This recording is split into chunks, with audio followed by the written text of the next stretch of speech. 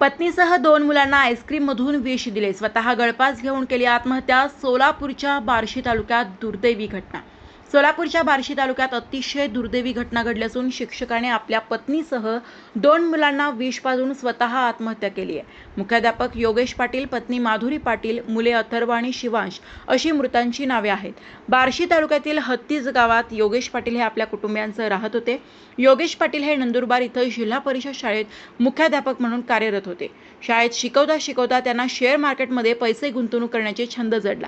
त्यांनी थोडे थोडे करून शेअर मार्केटमध्ये पैसे गुंतवत गेले, पण शेअर मार्केटमध्ये सातत्याने नुकसान होत गेल्याने त्यांच्यावर तब्बल 1,80,00,000 रुपये कर्ज झालं.